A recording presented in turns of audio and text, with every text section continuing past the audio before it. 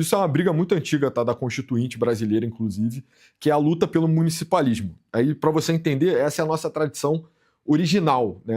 A primeira formatação do Brasil foi profundamente municipalista.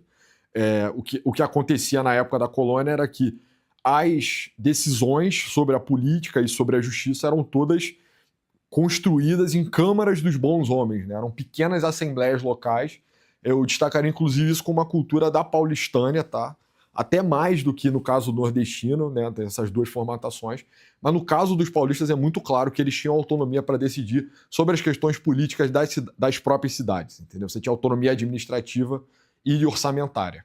E aí isso foi sendo arrastado, né? Essa cultura foi sendo arrastada ao longo dos séculos na história do Brasil colônia, e ela chega eventualmente ao império em algum nível, e na verdade em muitos sentidos é preservada, apesar de haver um esforço de centralização muito grande, já desde o Dom João VI, né? Toda a criação, toda a construção do Rio de Janeiro como capital europeia, já é um primeiro movimento de resistência a isso, né? E aí isso eventualmente vai passando pelo Dom Pedro I, ele é até mais duro, né, e mais centralizador do que o pai dele, e aí eventualmente chega no Dom Pedro II, que aí não sei se vocês concordam comigo, mas foi um líder de muita fraqueza política, né? Hábil, mas não muito enérgico.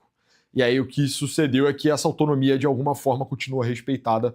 Sim, e aí a gente já vai chegando no advento da República, né? E aí a República Brasileira chega e ela é menos centralizadora que o Império. A gente avança no sentido do municipalismo, né? Avança de forma paradoxal, né? Ainda que o Estado brasileiro seja centralizado ao longo da Primeira República, muitos dos presidentes da velha República, eles poderiam ser considerados hoje como libertários, spencerianos. Aí eu não sei, alguém conhece o Spencer aí, né? Spencer é um dos grandes caras, tá? Da geração do libertarianismo que antecedeu o que a gente conhece hoje, na verdade, né? Que é o Mises, o Hayek. O Spencer foi o primeiro cara a falar sobre o cada um por si, Deus por todos, né? O Spencer ele infere conclusões políticas a partir do Darwin. E aí ele diz que a liberdade, né, é o princípio fundamental, a liberdade dos mercados também é uma forma de organização da sociedade nesse sentido. E aí, o que passa a acontecer na República Velha é que esse grau de autonomia é muito grande, né? Ele começa absurdamente autônomo. Então, não em relação ao municipalismo, mas ao federalismo, que seria em relação aos entes federativos, os estados, propriamente.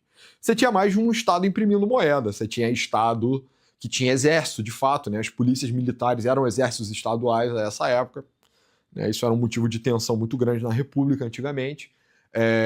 Que mais? Eles também podiam tomar empréstimos no estrangeiro sem pedir, sem nem informar ao governo federal, né? Você tinha um endividamento do Rio de Janeiro diretamente com, sei lá, banqueiros britânicos, ou então você tinha o endividamento do estado de São Paulo em função da safra de café e etc. Então tudo isso aí era muito disperso e essa tradição municipalista ela permanece. Ao longo já da era Vargas e aí depois também com a ditadura militar, isso é bastante sugado. E hoje em dia, cara, o grau de autonomia dos municípios no Brasil é relativamente baixo, tá? É muito dependente de repasse. A autonomia da arrecadação do município ela é muito dependente de repasse. Ou seja, quem controla a grana, quem paga a banda escolhe a música, né? E aí quem paga a banda efetivamente é o governo federal. Os estados, eles têm papel acessório. Hoje em dia o governador é uma das posições mais bizarras de todas, já adiantando para vocês, né? Assim, governador de fato ele manda em duas coisas, cara. Forças de segurança estaduais, e ele não tem tanta autonomia assim, porque o STF tá o tempo inteiro colocando a DPF, que não pode subir aqui, que não pode fazer o que lá, e saneamento básico. Então, assim, é uma posição meio merda, né? Eu acho a posição de governador charmosa, né? Você ser o responsável por uma identidade estadual, mas ao mesmo tempo, hoje em dia os governadores mandam muito pouco. Os prefeitos têm mais autonomia administrativa, mas eles não têm muita autonomia orçamentária. E essa foi uma das grandes pautas, uma das maiores pautas na época da Constituinte. Assim que ela foi promulgada, um dos primeiros partidos a se organizar foi o Partido Municipalista Brasileiro.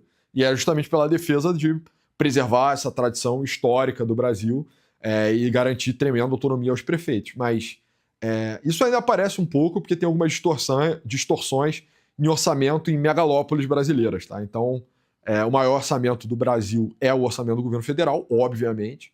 Em segundo lugar vem o estado de São Paulo, logo após estado do Rio de Janeiro, e aí logo após cidade de São Paulo e cidade do Rio de Janeiro. Se eu não me engano, era isso, é isso, e talvez seja isso até hoje, ou talvez tenha mudado esse ranking, mas ficar nessa posição, assim, né? Então, o prefeito de São Paulo é um homem muito poderoso, e o prefeito do Rio de Janeiro é um homem muito poderoso também. Mas, além disso, aí a coisa já muda bastante. Então, você tem essas organizações de municipalismo, e o Renan foi numa dessas grandes conferências, né? Os prefeitos vão a Brasília, ano eleitoral, fazer aquele beija-pés, né? Eu acabei de explicar que o orçamento do município é muito amarrado a questões federais, então tem emenda que o deputado federal pode mandar, enfim. Hoje em dia a gente vive meio que uma prisão, né? Os prefeitos, eles são reféns em muitos sentidos, porque eles dependem do legislativo, e aí, por depender do legislativo, eles precisam entregar ao legislativo, e o que eles entregam ao legislativo é voto. Então, na prática, o prefeito é refém no orçamento, e o trabalho dele é ser o maior cabo eleitoral possível, né? Então, você vê esses fenômenos absurdos. Por exemplo, vou dar um exemplo a carioca aqui. Em Belfor Roxo, a transferência de votos do prefeito Vaguinho para a esposa dele foi de mais de 50% da cidade. Então, mais de 50% dos eleitores de Belfor Roxo cederam votos à esposa do prefeito. Enfim, não é ilegal, né? Quer dizer, se investigar talvez seja, mas por alto não é ilegal. Mas esse é o trabalho dos prefeitos hoje em dia. Então, um prefeito que não é uma força de união de votos de forma geral, ele é um prefeito inútil, ele é um prefeito que não serve, é aquele prefeito que vai ser preterido dentro do partido, é aquele prefeito que não cresce. E essa é uma vida de merda. O que você precisa entender é que óbvio que alguns prefeitos se dão muito bem nesses esquemas, né? São amigos do rei e fazem muito bem esse trabalho de unir votos, né? Unificar a base de votos para favorecer um deputado federal, mas muitos deles também estão insatisfeitos, né? A gente não pode ser cínico ao ponto de acreditar ou imaginar que todos os prefeitos são vagabundos, né? São canalhas, eles estão nesse jogo político para crescer e ter uma chance, eventualmente, né? Não é isso que está acontecendo. Pelo menos para todo mundo. Alguns prefeitos é o que os políticos chamam de minhoca da terra. O cara que é nascido, crescido, trabalhou ali, ama a cidade, quer fazer alguma coisa, quer pelo menos tentar, né? E aí quando ele chega lá, acabou a entrevista do Renan. Que bom. Eu não vou demorar porque eu também não quero atrapalhar as lives da noite do MBL, tá? Principalmente. Mas enfim. E aí... cara... E aí o que o Renan fez foi uma coisa fantástica, porque ele finalmente deu vazão às vontades dos prefeitos oprimidos nesse nosso sistema que é draconiano, né? E eu diria até que esse próprio sistema ele é responsável por reforçar muito dos incentivos negativos de prefeitura, cara. Que é, por exemplo, a coisa do show, né? Que o Renan já bateu muito. E a gente começou a bater aqui no Rio de Janeiro também. Porra, cara, pelo amor de Deus, entendeu? O prefeito ele faz o show para consolidar voto, para poder transferir voto também. Tem um incentivo interno, mas tem um incentivo externo, né? Talvez a demanda externa seja até maior. Às vezes o prefeito é muito bem votado e mesmo assim ele tem que fazer esse jogo, porque ele precisa recolher voto e precisa unificar e arregimentar e tem que consolidar isso tudo. E aí o que o Renan foi lá e falou cara, eu vou trocar completamente os incentivos. De certa forma, o Renan ele está alinhado com a tradição municipalista. Então ele está prometendo mais autonomia para os municípios.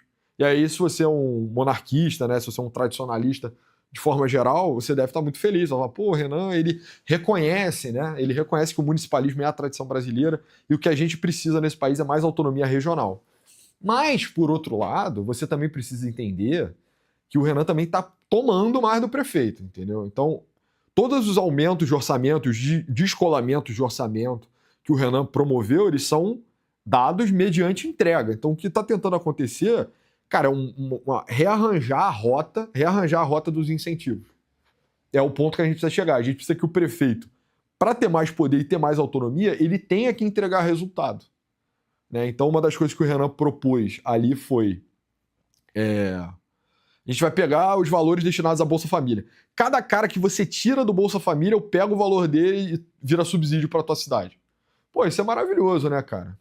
Gostou desse corte? Quer mais conteúdo como esse? Então você vai gostar muito do nosso site, onde nós compartilhamos conteúdos exclusivos, gratuitos, e os pagos também, caso você goste muito. Então entra lá que não tem nenhuma barreira, não tem nenhuma propaganda, não tem nenhuma taxa do YouTube que você vai gostar muito do conteúdo. Nos vemos lá. Valeu! Valeu!